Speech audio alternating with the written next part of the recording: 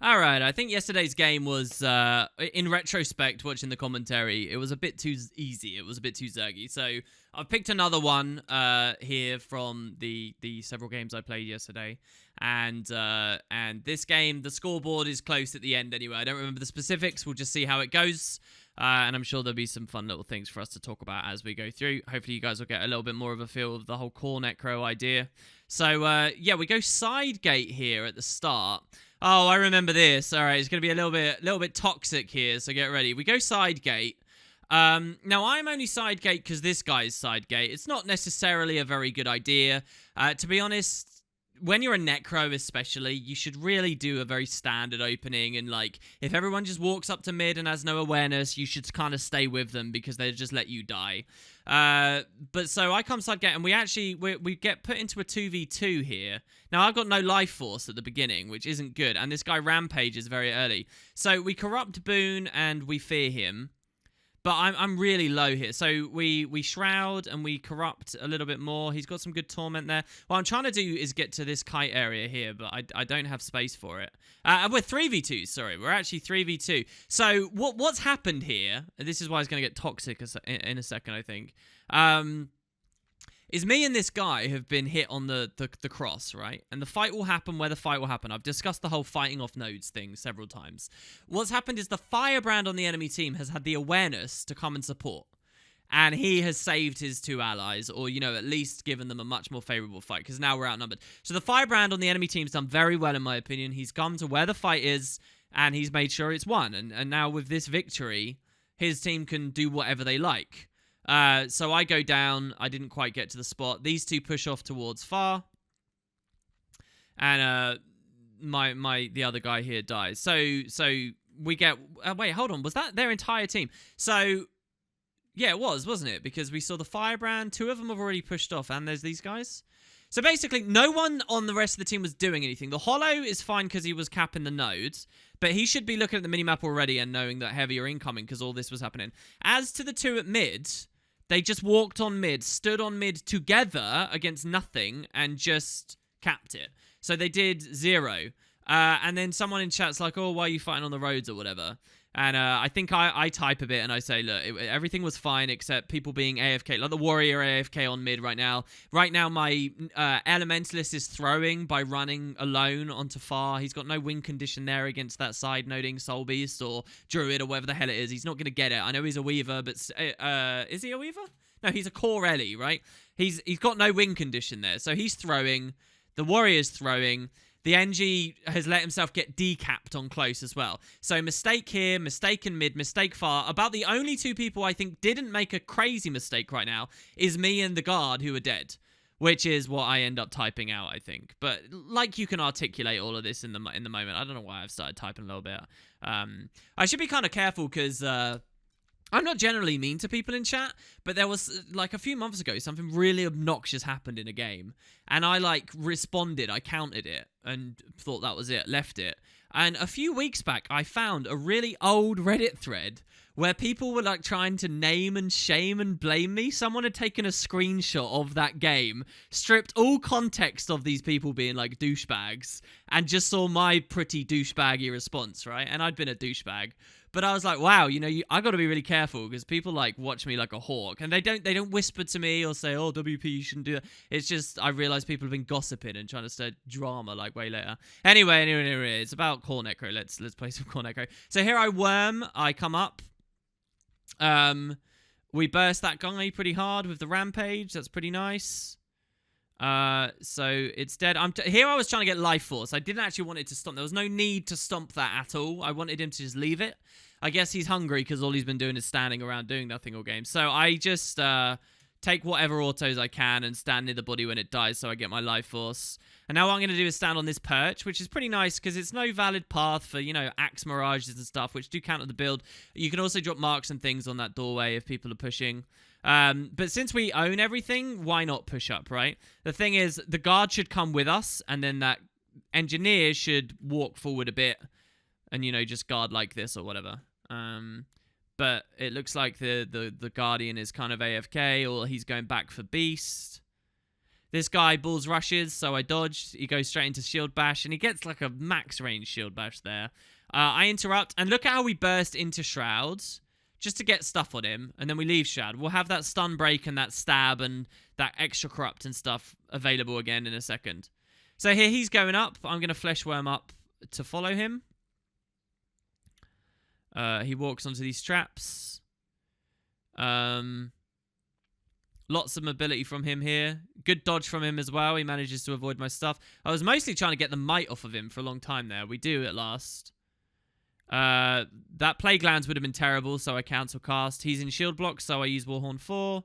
He dodges my ally's Prime Light Beam. Anyway, he's dead. That was a Zerg. And my allies, we got decapped Zerging off of that. I don't know. Is that my fault? Maybe. Maybe I should have stayed. One of us should have stayed, at least. I was pretty hot on his heels, so I don't know whether it should have been me. So now I'm going to gain my life force. And we'll watch for this guy rotating off. I get nailed with a hammer, so I can't follow the rev. MVP hammer. Hollow's rotating well here. I like this. He's going to go round, and he's going to cut the rev off, which is very nice. And I can help cut the rev off too. So we get some nice conditions on him. I used the Warhorn 4 in front of me. Maybe I was anticipating he would come in. I don't have explicit memory of everything that happens in this game. Seems pretty easy so far, though. We got a good 2-cap. Right now, the guardian position's all right because I can come up and support it. It's mostly we've been very lazy with our movement and non-aggressive. Mostly because the people that have gone far have actually managed to survive, at least to a reasonable amount. So yeah, now it's his job just to hold the node until I can get there and we can do some stuff. Get the flesh worm up. So where do I cast that worm? Let's go back. So here, I'm going to cast the worm here. This is a beautiful worm spot, all right? Because what this can do is save you from mid. It can port you past the big fence that's behind me here, but it can also port you through this rock. If I bail out of mid behind there, I can zip from one side of the rock to the other, and I can zip from beast over here. I've not actually tried beast, but it's pretty goddamn close. This is a godly worm spot, and I think I do just drop it there. Got to help our guys, so we're going to get on the node and Plague Lands straight away and hope that they stand in it. This guy looks like he's eating some of it, certainly. The ranger. If he walks back in now, it's pretty deadly. He misses the edge. Some good condi there. He gets killed. Poison gets him this time. You get a nice range of different condis you get to watch on this build. So the warrior's on me, so I've got to be careful. I got a spectral walk established. So what I really want to do is jump off the edge, have them follow me off the edge, and then tether back up. But I got pulled and kept next to where I initiated the tether, which isn't very good. I get Frost Aura, that's nice. So I come down, and I just do this for the sake of safety right now. And then I'll re-engage up there in a second. Bit bad. If I had worm, I could have wormed straight up. There's some really nice stuff you can do with the worm where you go up from some odd angles. Instead, I establish it here, which is a good bailout point. And what target do I take here? So this Ellie is like on Armor of Earth and stuff, which there's no... I've ran a lot of different Ellie variants lately, and Armor of Earth never seems to be one I run. It's just too much to give up aura protection. Anyway, we get some really good bursts on this guy. He dies in his sanctuary. Oh, no, he doesn't. He full heal. Did he just signet heal? Right on the cusp of death. That's amazing. So anyway, I'm getting pushed here. I worm over, but this guy tethered me. The Spellbreaker did. So I get pulled immediately back, and now my Spectral Walk isn't very good. We do have 2 kills. We've got to actually cleave them out and go for the rally, though. I'm holding my auto to get as much damage as possible and not changing target. We do get up. We get the luxury of Shroud here. And we can, you know, do good corrupt and incapacitation as soon as we get up there. Some nice extra burns and things. So here, there's a real threat right now, and that's his auto attacks can kill me, but also Vengeance. The autos can keep me low. So here, I'm strafing left and right to throw his attacks off, but also I'm hoping that my support will obstruct, because he doesn't seem to care about healing me yet. Eventually, I think he does. Here we go. There we go. He's healing slowly. There we go. Nice. And now the warrior doesn't Vengeance. We've been gaining life force as we go. That's a 3-cap for us. We just managed to score a kill over our beast as well. Come to save this guy who's 2v... no, he's 1v1. He's getting pew-pewed down. Get some torment up, some bleeds. Holding with the corrupts and things until the right moment. And yeah, you get a really good range here. Another nice thing about this build is like if you look at the range I just spiked out, it might be cool to pair with a like DPS person that runs that sigil of what's it called, compounding, because it's 1% damage for every condi, and it is every condi. I've even got Immob. I've got oh my god, what's it called? Fear, obviously, reasonable durations of. The only thing that I don't really have in abundance is confusion. I need to target the retails themselves to do that. But, you know, this was a few buttons, really. It's very reliant on what the opponent does, obviously. But, yeah, so he goes down. I kind of want the Dragon Hunter to stomp that, and he does. So that's good. Crossing towards their spawn. If we're going for the big play, then we're going for the big play. We're going to try and hold all of them. Hold this guy. Throw conditions, and the hollow's there, which is nice. This Rev's in his staff, so can't do much just yet. Round the corner, he's got some good boons that I really want to get off of him right now. But I don't really have an opportunity, it seems. Got to run all the way around. Help our Elementalist out, if that's still the Ellie. No, it's... What is that? Warrior there now? So we come and do damage. We corrupt, keep him vulnerable for everyone. He gets final thrusted. This is really Zergit. I thought this game's going to be close. I'm pretty sure this game's going to be close. I don't think I'm too heavy-footed here. I leave a lot quicker than my guys do, than the others do. So here we're going to have a 2v2 on far. So we come over. So this isn't very good. I Plague Lands, and the idea is to Plague Lands the nodes, but I miss. That's pretty bad, to be honest. Wasting that elite there. I've got Burn on Me. Isn't very good. Actually, I think we did tick this guy with it. Did we just... did that was a respawn came in? We actually managed to... I worm back around. This is a really nice worm because it puts me over the ledge there. So as we kite in this direction, as we port back up, that's like... It's pretty nice. This guy gets melted out. Finished off with an Earth Auto from the Ellie. And now we can... aim this dude as he runs away. He was in Greatsword 4 for a second there, which I could have corrupt booned a little bit earlier, but I think I was going for Scepter stuff instead. I don't know why this dude turns around here. I remember that, actually. Oh, just crazy. He would have been alright if he kept running, because he's got help at mid. So, oh yeah, I remember this. I was like, what's going on here? Even on post-commentary, I haven't really seen. For some reason, my allies have followed me in the chase against this ranger. That really wasn't necessary. I think it was okay for me to just follow it out, and I could have scored the kill. But they all followed me, which has left mid in enemy hands and far, and close is being slumped right now. So, pretty bad, honestly. Again, I don't know whether you could say it's me that's been bad there, but fine. This guy rampages, so this is a really clean, easy thing for this build to fight a rampage. Knowing my luck, this video footage is going to show I'm going to do a horrible job. But so he's rampaged and put us in combat. F1, we get our first corrupt is a fear. What I was trying to do is worm up here. And what we can do is approximate the way I 1v1 on a mesmer, which is to jaunt up and then come down when they follow me, and then jaunt up and then come down and then jaunt up. I can do that a little bit, you know, and it should be a guaranteed win. Anyway, he now leaps in, and what I'm trying to do is use this. If this connects, it's another fear. If it doesn't, because we get stunned, we're in more doo-doo. So let's see what happens. We land it. So that's another fear. Then I leave Shrouds. We'll save that for later. Sunbreak and stuff will be useful otherwise in a bit. And we're going to immediately corrupt again with the Scepter 3, which will be another fear. That one doesn't land. It looks like an RNG. Usually that does go, and you get 3 in a row. I did land the animation, but instead of getting the stab off, it turned other stuff off. It's alright, though, because slowly the torment and the bleeds and stuff are building up. So that's fine. He now leaves Rampage, which is good. I took a corrupt boon attempt there, and that one didn't quite land. I still want my flesh worm, so now I've established the worm, and I port up right under a shield bash. There's a rev, so we're still okay in the 1v2.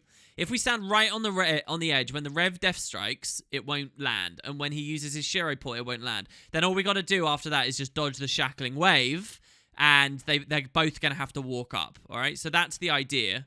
Plague Lands would be so nice right now if I hadn't miscast it earlier. So do you see how I'm right on the edge? That's the idea with the Rev. And indeed it works, but the Death Strike lands on me, so maybe I'm wrong about that, actually. Seeing this on the post-commentary. He doesn't get to come up, but he does hit. Now, his facet's hitting me, but we do have Shroud. Warrior gives up his attempt to climb around and just charges in, which is a bad idea. So I Shroud and, you know, interrupt. I do eat the Shackling Wave. So, I remember this. So I eat the Shackling Wave, but we're in Shroud and we're fine. Now, the thing is, this is the Glint facet. What I need to do is dodge now, and I don't dodge it. Yeah, I remember being really upset with myself there because I think I would have been fine. But the crucial thing is I survived until it got evened up into a 2v2, right? Not only did I survive, but I even softened them up a bit. Turns out they've got a respawn coming in as well. I've got a respawn coming in as well. Yeah, if I dodged that facet, it would have been so good, guys. It would have been really nice. Not what you'd expect from a Necro, generally speaking. So here I'm just channeling my auto to assist the heal as much as possible. So I know that this Ellie is probably running Arcane Resurrection, and he's got the water field on me and stuff. But both of them need to press F, and this guy's not going to. I remember this as well. He's just busy in Rampage. If he'd press F2, it would have been nice. So I ping him because I wanted to do the assist ping. That would have been really nice. But so, yeah, now we're going to lose this 3v3.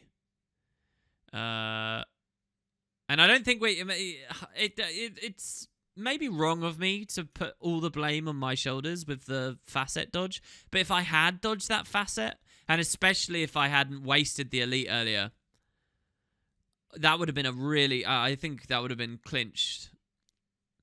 It would have, this video, when I played this game, I didn't know if I wanted to commentate or anything, but if I had pulled that off, it probably would have definitely been on the channel. Anyway, so here we see he's in his F2, so we fear in the middle, well, I don't think I actually anticipated that, but we fear him in the middle of the F2, which prevents his ability to Condi cleanse from it, and it interrupts his heal, which is nice. Plague lands over the body. Now we got to interrupt this res, which we know we're likely to be able to do because he's unlikely to be on Jarlis. We haven't seen it this game, and very few revs are, and they don't have stab really through any other mechanism. So that's good. That's just going to get cleaved out. So the theory might have been to res, but we get faceted. Stun break, so yeah, here I'm resing. The thing is I haven't wormed anywhere, which is bad. All we got to do is just sustain until this body gets completely cleaved out by my elite. Which it does now, and I get into Shroud as well. And then we can follow this guy with the teleport. Unfortunately, it doesn't connect. It was pretty close, but I think I could have got rezzed by that Ellie anyway. Worm over here for a good escape with this fight that's going to establish on this. This guy's making a rush for the boss, so I'm just going to attack him. So here, he was using his heal, and I could have used this through it, but he has no boons, so we're just going to wait. We dodge his spirit weapon, so he's Condi probably with spirit weapons. So here he gives himself stab and starts using the staff stuff. So we use the 2 to interrupt it. And yeah, good amount of condition damage on that as well, with the warrior to help us out a little bit. I ignore the boss. Because I think if the warrior really wants to go for it, I'm not too upset with them going for that here.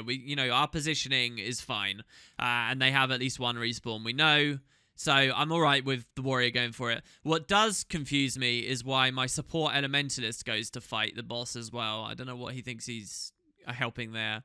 It's not it's not often people die to beast. Maybe his earth autos are killing it that much quicker. Really, the support should be at mid right now. The ranger makes a huge mistake and doesn't immediately assess me. So I corrupt a bunch of his stuff. He dodge rolls. We get a bunch more with the Scepter 3. That's a fear. We go into Shroud, which is more. We do the Tainted Shackles. We corrupt even more. And, he's Signet of Stones. He can't do any, so he just dies straight away. Here we do a Fleshworm Stomp. I cannot remember doing that on this match, but there you go. And that was actually an okay one as well, I guess, because getting the neutralization is important before this guy comes in. And I think with that, we probably... Oh, so here he rampages, but my Scepter 3 misses. We have to dodge the boulder. We have to wait till we get into combat before we shroud as well, by the way. Because otherwise... Oh, maybe Spike does proc anyway. I don't know, actually. Maybe it does anyway. There's another trait I'm thinking of. I am thinking of running the enfeebling shroud, which would be like every on-proc shroud thing at once, which is a benefit of not taking an elite specialization. That would have meant I would have dug through one more boon here, plus a bit of bleed and weakness. It might have been even better. Quite often, I do feel like you've got enough anyway. So here, again, we were going for a really good corrupt and transferal, but he interrupted me in the middle of it. Here we're just keeping our distance. There's a fear there. Here, yeah, that was a corrupt boon, but he doesn't have any on him. This is pretty good. So warriors can be kind of scary early on. Warriors are kind of the reverse of necros at the start of games in a way, if they're running Shake It Off. Shake It Off's amazingly powerful, but the cooldown is really long. So at the start of games is where warrior v necro can be really deadly for the necro, because the necro doesn't start with any life force, and warriors can have double Shake It Off ready. Quite often after that, you tend to find warriors don't, and they're easier, but this guy might have had, you know, a few available, I don't know. Anyway, so yeah, we win in the end, 500 to 473. I don't think I died that game. Oh, except at the start on the roads, right? That was this game, wasn't it? Yeah. But overall, pretty interesting stuff on Forest of the Niflhel, a bit of core necro. Hope you guys enjoyed, and maybe I'll show you some enfeebling shroud coming up later. Cheers, everyone. See you next time.